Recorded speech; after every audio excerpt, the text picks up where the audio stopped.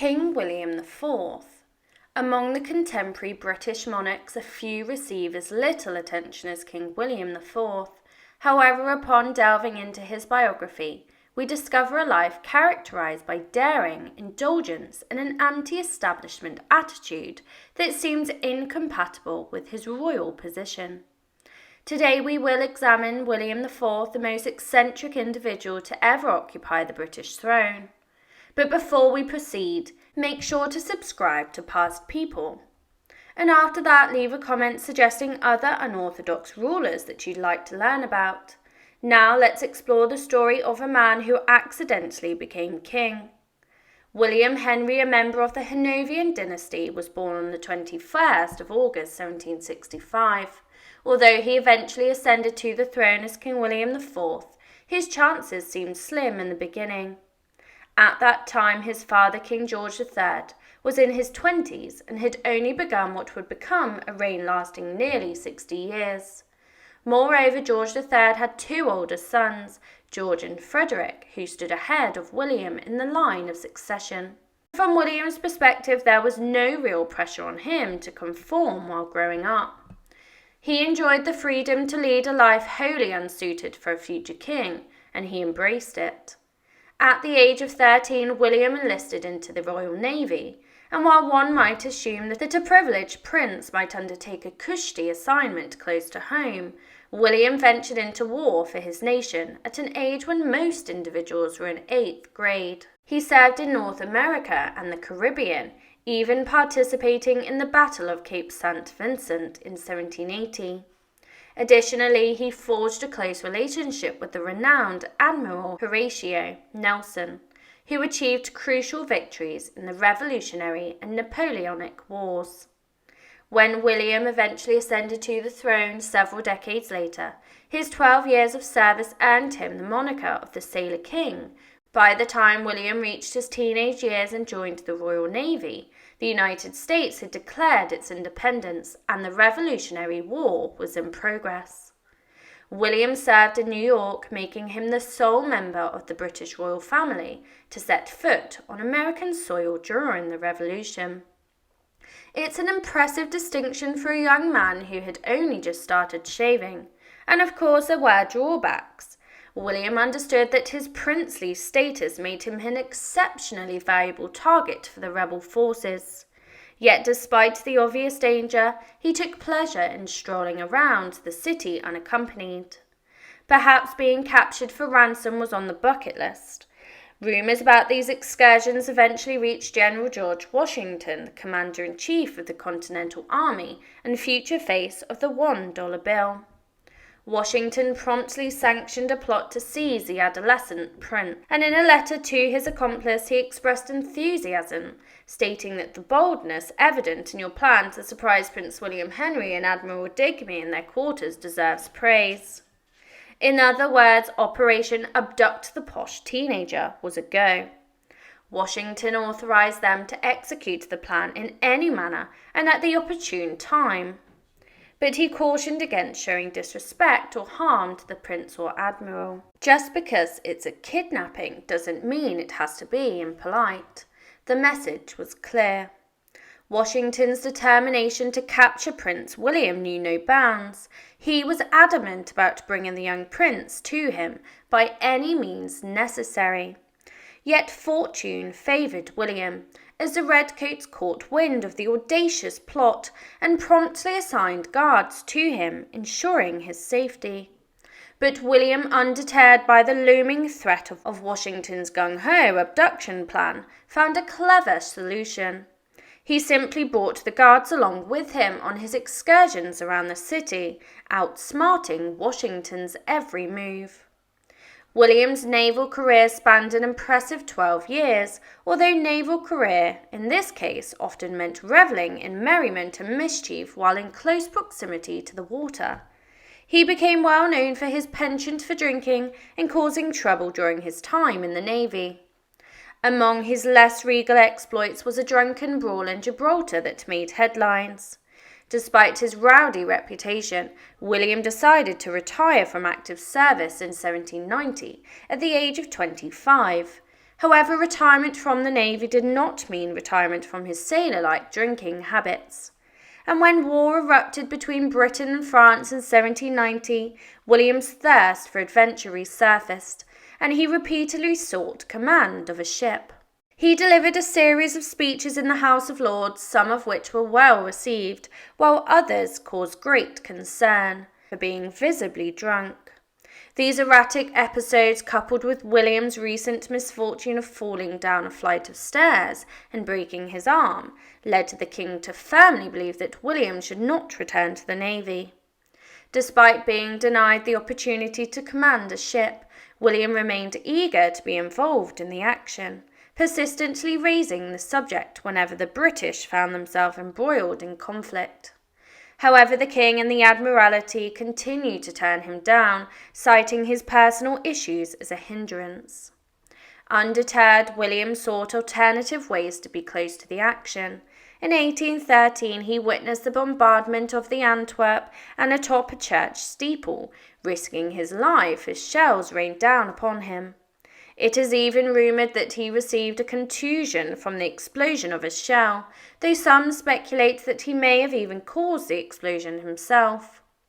According to a modern account, during the final attack, a bullet pierced through his coat, narrowly missing him. Excluded from the Navy, William decided to venture into politics, a popular career choice for those born into a royal family. While most individuals experience a high-profile dismissal only to find themselves working mundane jobs, William took a different path. He served in the House of Lords, where he expressed opinions that in hindsight did not age very well. For instance, he staunchly opposed the abolishment of slavery in British colonies, arguing that enslaved individuals in North America and the Caribbean were content in their state of humble happiness. His views on this matter were undeniably problematic. However, not all of William's beliefs were steeped in authoritarianism. He also advocated for progressive laws concerning religious freedom and the treatment of adultery, showcasing a more enlightened side of his character. Despite his tumultuous reputation, William managed to serve a brief but eventful stint as Lord High Admiral in 1827. However, his disdain for authority clashed with the Admiralty officers he was required to work with. The conflicts reached a tipping point when William decided to make a dramatic statement. Instead of storming off to the pub, he took matters into his own hands and commanded a squadron of ships, disappearing for a whopping 10 days. As both Lord High Admiral and a prince, he possessed the audacity to undertake such a bold move. King George IV, his brother, had no choice but to request his resignation from the position.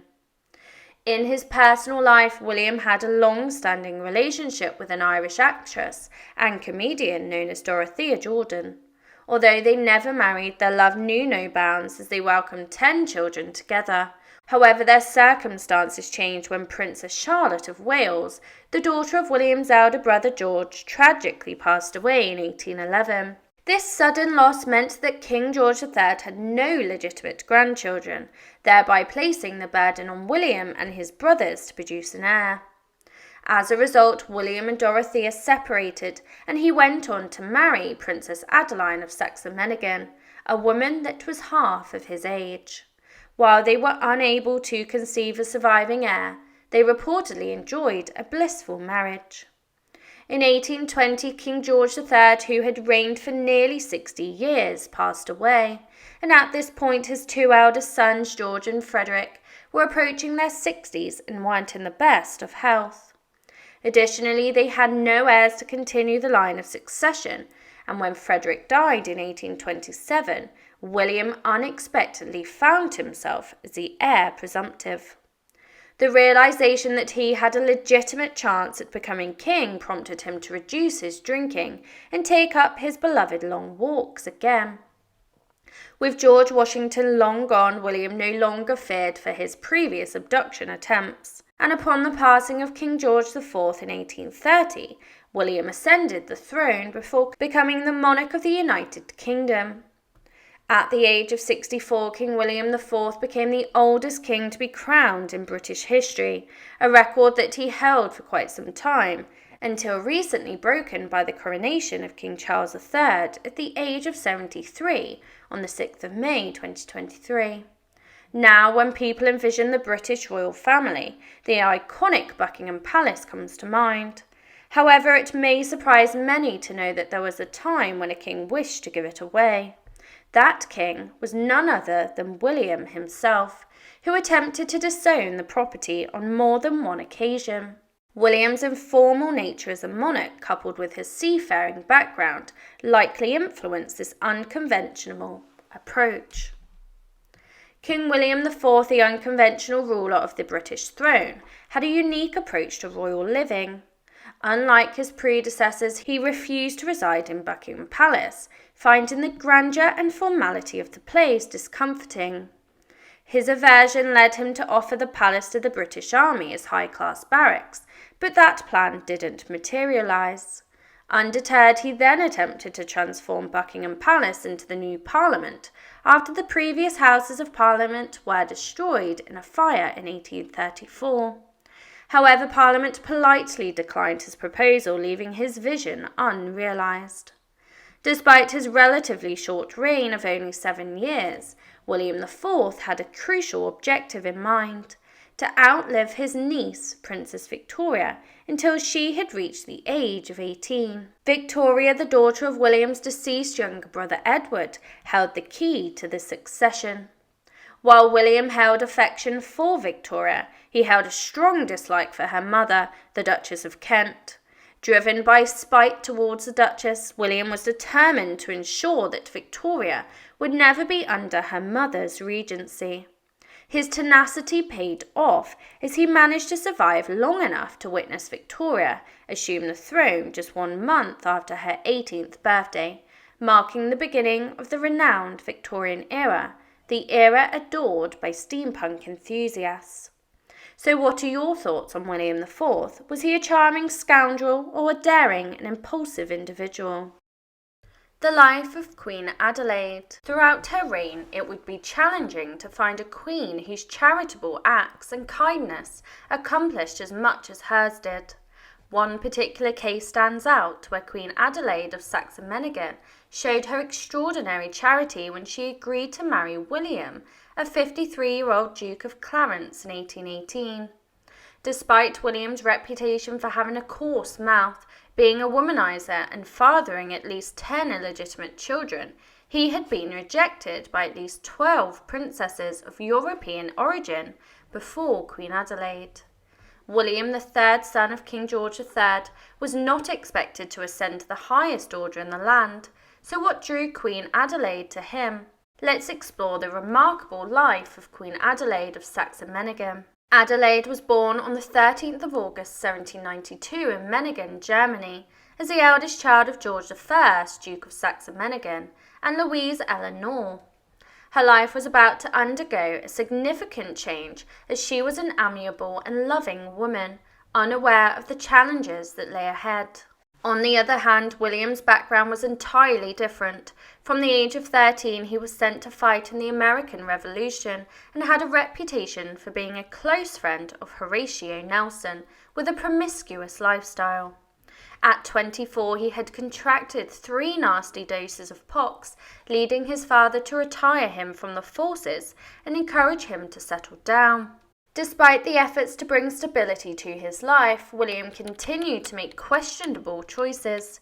He fell for another woman, Dorothy Jordan, an actress with a foul mouth and 3 children from different men. Nevertheless, William and Dorothy stuck together for the next 20 years and had 10 children together, despite facing financial hardships. Eventually, circumstances forced William to seek a wealthy woman to alleviate his financial burdens. He parted ways with Dorothy in 1811 and embarked on a search for a suitable match.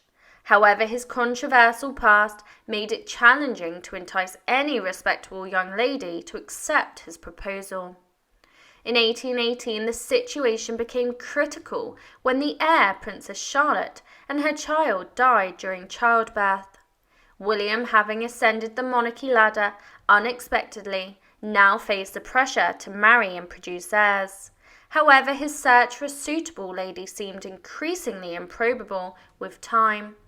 Then one day Adelaide, a 26-year-old from the small principality of Saxe-Meiningen, said yes to his proposal, choosing her home region over the highlights of London. Adelaide's wedding day turned into a double affair, as William's brother Edward, Duke of Kent, also married a German bride named Victoria of Saxe-Coburg.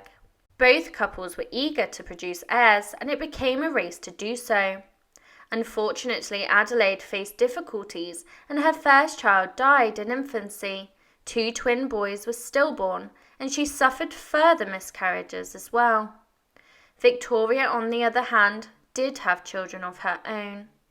In a poignant letter, Adelaide asked Victoria if she could consider her children as her own, but Victoria was defensive and did not agree. Despite the challenges in their marriage, Adelaide's influence on William began to grow. She helped him reform his behaviour, reduce the drinking, swearing, and abandoned his mistresses. When George III died and George IV took the throne, Adelaide distanced herself from the new king, finding his scandalous behaviour distasteful. Nevertheless, over time the royal couple continued to have children, and the line of succession looked healthier. William's younger brother Adolphus, Duke of Cambridge, had children, including George in 1819, and 2 daughters, Augusta and Mary Adelaide. 1827 marked a pivotal year for William when Frederick, Duke of York, passed away, making William heir presumptive to the throne. George IV's days of womanizing and drinking came to an end in 1830 with his death, and now William, also known as Sailor Billy, was ready to take a leap of faith with Adeline by his side as the new queen. Their future was uncertain, but they were determined to face it together. With the court ahead of her, Adelaide prepared for a showdown with the challenge of cleaning it up. As the court underwent a transformation, passionate behaviour and shady dealings became distant memories. A new era began, prioritising manners and integrity. Many ladies were excluded due to their questionable past, and Adelaide had a special fondness for one of the Duchess of Kent's children, Victoria.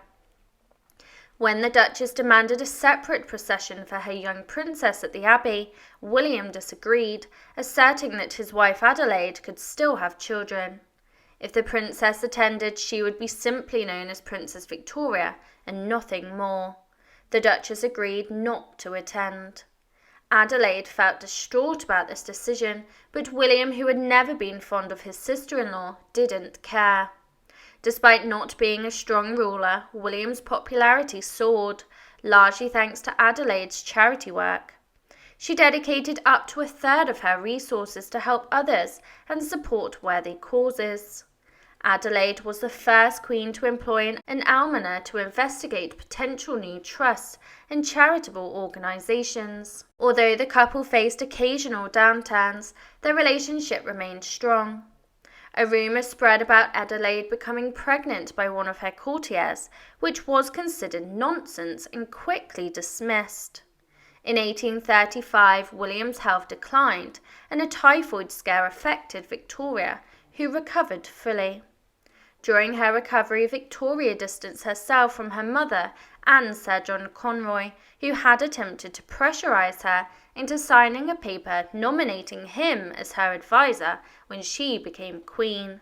Victoria refused and began asserting her independence. When William passed away on the 20th of June 1837, Adelaide was by his side, and on the 28th of June 1838, Victoria was crowned queen.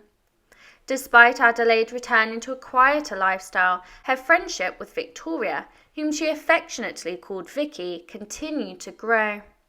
Adelaide made sure to be present at most important events alongside the Queen.